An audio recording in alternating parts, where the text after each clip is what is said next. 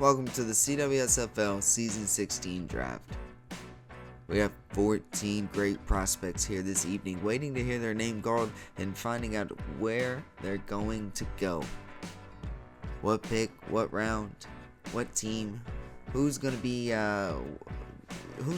where's home for the next few seasons. But this one's going to be a lot of fun, man, because it's pretty much an all defensive draft class. We have a kicker, tight end, and an offensive lineman in there as well, but it's an all defensive draft class pretty much. And a lot of teams here this season is looking for, or in this draft for this upcoming season, are looking for just that missing piece, maybe on the defense or at like wide receiver, at defensive back, or just the defensive line, and they can find that here in this draft. And the Richmond Lions, they're one of the few teams though that are in rebuild mode, and they could find themselves a strong defensive leader who can help maybe turn that rebuild from a couple seasons into maybe one or two. So it's going to be a lot of fun seeing how that plays out as well, as they have the number one pick here in this draft. They've been scouting for a long time, so we get to find out who's going to be the first pick and who gets to hear their name called first. So that's going to be exciting. We've had a couple teams talking for some trades on wanting picks, so we get to see if there's going to be any in-draft trades here in this one. It's going to be a lot of fun to see how that plays out as well. But it is now a Minnesota Polar Bears, now Richmond Lions are on the clock. It's going to be great to see how that plays out for them, and how this number one pick is going to go for the next few seasons. And we're hearing word that it's going to be a D lineman. So who is it going to be? There's a lot of great ones here in the draft, and it looks like the number one pick in the CWSFL Season 16 draft, Travis Scott. Wow, great pickup right there in defensive lineman. That's going to go great with already a good young group. So you add in another young D lineman, man, and that one's going to be a good little core right there on the defensive front that can grow together for the next few seasons and hopefully lead the way for this rebuild on the Lions. So that's exciting for them. But the Egypt Pharaohs are now coming on the clock for the second pick in the draft. They got this pick from the Lancers and a trade from a season ago. They got the Lancers a few players from the Pharaohs, including a GM at the time in St. Laurent, and then Pablo Montoya. And the Pharaohs got a couple of picks here and some TPE, and now this is one of them.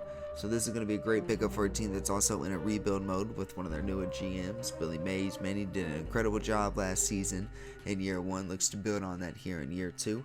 But it's going to be interesting to see how they go here. And it looks like they're going to pick Gnarly Chaplin. Wow, special teams here. We got a kicker. Great pickup right here, because as you remember in the playoffs, man, Comets lost in the overtime because they didn't have a kicker, and they lost because the other team had a kicker. So as we didn't take long to see the kicker go off the board here in this draft. Only one. They're rare. You don't see them often. Chaplin is going to the Pharaohs. Great pickup right there. They are not going to lose by special teams this season. Pharaohs said, nope, not happening. Gotta love to see that. Great pickup by them. Sao Paulo Pumas now are on the clock with the third overall pick. They're a team that is a few defensive pieces away from really making some noise in the West, and not only that, possibly could be in the playoffs as well. You like to see they can find a way to make that happen here in this draft. And it looks like with the third pick, they're going to pick T.D. Henderson Carter. Wow, great pickup here. Has had a couple players already in the league before, so that's exciting to see. And now coming in to play for the Pumas at defensive back. Great pickup right there. Surprise fell to the third overall pick, but it is a good one. Glad to see that one end up in Sao Paulo. That is going to be a good young defensive back unit there now. And he can play safety, he can play deep or corner, so however you want it. They have a lot of versatile pieces in that secondary, so it's been great to see how it plays out there. And a team that might be a sleeper pick this year. But the Ghana Gazelles now are on the clock here with the fourth overall pick. They got this from the Pharaohs, so it's going to be interesting to see how they use this, because they made it to the Gold Bowl last year. Now they have the fourth overall pick. You look to try to build on what you did last year. And they're going to do that with a DB and Peter McGuire. Wow, great pickup right here for the Gazelles. Have drafted really well so far under TLK, and it looks like they're going to continue that because this guy was very popular this offseason. Name thrown around as a could go anywhere in 1 through 5 in the draft, and fell at number 4 to the Gazelles. So that's great to see here. For Peter McGuire, great pickup right there. Really going to be a strong piece that's going to be very useful this next season. And the Argos Pegasi now on the clock. They've always been about 500 on Jamari Woods, and they usually always make the playoffs. This upcoming season could be in question though, so they're definitely going to need to draft well, and we think they can do it here because they said they've done their homework. We're going to find out how it works out, though, for them. And the Argos Pegasi is going to pick with the 5th overall pick here in the first round, Kennard Ronan. Wow, 3 straight DBs off the board here. It's great to see the Pegasi continuing to try to build a strong secondary. They've always been built on that. They want to have a good secondary. Maybe it's because they're such a pass-heavy offense, so they think, well, if they're going to be pass-heavy, they might as well have a good secondary too. Who knows? I don't know how they're trying to do it over there. But Kennard Ronan, great pickup right there with the Pegasi. Going to be interested to see how he plays out for them over the next few seasons, especially after they just lost Scurvy Steve. That's a good fill-in right there. Good replacement. But the Bangkok Pandas are on the board here, or on the clock here. With the 6th overall pick, got this in a trade with the Houston Stags that sent young wide receiver Samuel Brown Jr. and a veteran in Dallas Dixon to the Stags in exchange for Cwsfl business, another young tight end, and draft pick. So we'll see. Ooh, look at that. Bangkok Pandas like Kendrick Galvin, a tight end. Wow. This guy, though, is a blocking tight end, and he could really get after it in the pass game as probably like a Jacob Tammy. But he's a great blocking tight end. You're gonna see him probably not too much on the receiving end for the next few seasons, but man, he's going to be an impact on that run game. But the Berlin Hellhounds are on the clock with the 7th pick. They came in last season with a great looking team. Season made the Final Four man in the playoffs. Season came up short of gold bar expectations. They're looking to build in to fill in some pieces that they lost in free agency and build on that, trying to get back to the gold bowl where they belong. And it looks like they're going to pick an offensive lineman, Dimer Dillon. Only offensive lineman in this draft. Surprise fell to the 7th pick. Coming in on some mock drafts was expected to be a top 3 pick here and fell to the 7th. So that is a steal for the Berlin Hellhounds. We'll have to see how that plays out. And why we'll have to figure out why they fell to the 7th, but that is a good pickup for the Berlin Hellhounds, especially if they get them on contract and they show up on roster and start the season. That is a good pickup right there. Offensive linemen are very, very important. But the 8th pick in the draft is going to be the Salt Lake City Comets. Went 10-0 last season, lost in overtime in their only playoff game to the Ghana Gazelles. Missed a kick. Probably why the Pharaohs took a kicker so high in this draft. And the Comets are looking to fill in a piece or two on the defense end. They're going to do that here with free concussion. A very, very strong defensive lineman. Wow. Kind of knew he's going to end up in Salt Lake City. His agent threw out a list and said, if you're not on this list, don't draft him. Salt Lake City Comets were on that list. It's great that he ended up there. He's going to be a great defensive lineman for them. They have a hole at defensive lineman, and they're working on filling it.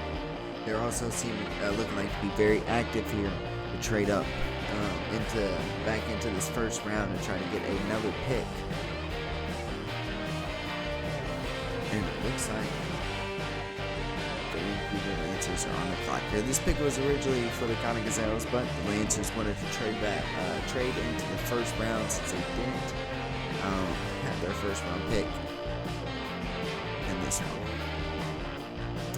They're a team that's trying to retool and get back to where they belong in the Gold Bowl, where they have been the past few seasons under Little Johnny. Little Johnny's back under GM, and he's going to pick up Chris Sims, a defensive back. He's trying to retool that defense into being a strong defense like it was when they were making Gold Bowls, and leave it as a 1 down year. We'll see how it plays out for him, though. It's looking good, though, as they pick up Adam Blakely here. Wow. It is a good pickup. And look at that. Salt Lake City Comets are able to move back into the first round as they make a trade with the Bangkok Pandas, and they're now picking the last pick here in the first round at number 10. They're going to look to try to fill that last hole here at defensive lineman. And if they can do that here, man, the defense is going to be looking good and looking scary, and they're going to be going for another possible 10-0 record, but hopefully this time they can get a little farther in the playoffs, but they still got Ragnar going strong. But Salt Lake City Comets, like Mike Holiday, defensive lineman. Wow, great pickup right here. And Mike Holiday and free concussion. Yeah, that in with LeBron James the third, man. That is going to be a great unit right there on the defensive lineman, or on the defensive line. Running backs, good luck, because they're going to be coming for you for the next few seasons. They're all young, they can grow together. That's a good unit. Great pickup, great draft right there for the Comets. Now that'll do it for the first round. Wow, 10 good prospects just went off the board. The Ghana Gazelles got a steal right there, and Peter McGuire with the 4th pick at defensive back. Him and Trey Martin the second should do really good back there. Pumas with TD Henderson Carter fills in 4th spot on their secondary. Their secondary is they got Cristiano Ronaldo peaking, so that's great to see. And you add him a young TD Henderson Carter, who should fill in great in TJ Pierce's spot, who retired this past season. So that's exciting to see. It's going to be interesting to see how Travis Scott plays out with the Richmond Lions as the #1 overall pick. But the Comets, man, picking up 2 defensive linemen in the first round. Wow, you go 10-0. You fall out short in the playoffs, but man, they're doing all the right moves to make sure that doesn't happen again, and they take that next step. But the second round now is getting started with the second round is going to be getting started here with the Richmond Lions, and this is going to be a great opportunity for them to build on that last pick of Travis Scott in the first round and continue to get a young defensive unit together, so that way they can, try to help lead the team in a rebuild. And that's going to be Jackson Graham, defensive back. Wow, that's a good pickup right there as well. They got a D lineman in the first round, a DB in the second round now. Hopefully those guys can pan out well, and they can help lead the way. And the Vancouver Lancers now are on the clock here for their second pick in this draft, with the 12th pick here in the second round. They took Adam Blakely in the first round. Now they're gonna go with another defensive player, but who will it be? Will it be a D lineman here? They're gonna try to add on to the defensive secondary. Looks like the 12th pick is going to be Chris Sims. Wow, great pickup here for the Vancouver Lancers. They're going to add that with Adam Blakely. You really just are trying to put a secondary together that already has Jackson Two-Face, who was a halfback that joined the way. That's looking good, man. Jackson Two-Face is young. Now you got Chris Sims, Adam Blakely. That is a secondary that can grow together as well, and the West is kind of open. So Lancers are trying to make a push, but the Sao Paulo Pumas are on the clock now, and wow, they picked up a great player in TJ Henderson Carter in the first round. It's so hard not to keep talking about him because it's one of the best pickups here in the draft so far. And now if they hit on this pick as well on the defensive side, the offense is already young and good. you add to it with the defense, man, and they drafted or they signed Israel Hannibal in the offseason. This team might make a silent push in the West, but they're gonna pick up Big John on the defensive line. Wow, what a great pickup right there. The dude is a genius. His IQ's great. Size, man, you name it, man. Big John's got it. It's gonna be great to see how it plays out for him. Johnny C, man, it's gonna be great to see how that plays out on the D line with the Pumas. And now this Egypt Pharaohs are on the clock for the last pick in this draft, man. Pick number 14. Who's it gonna be here? Oh, wow.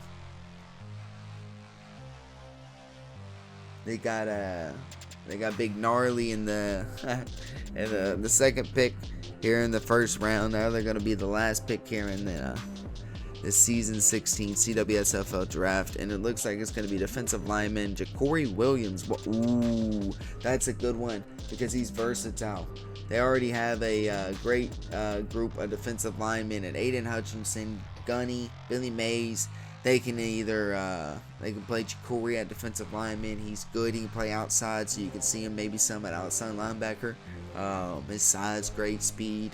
He's very fast coming off the edge. So you can move him around. So that is a really good pickup and a steal for pick 14.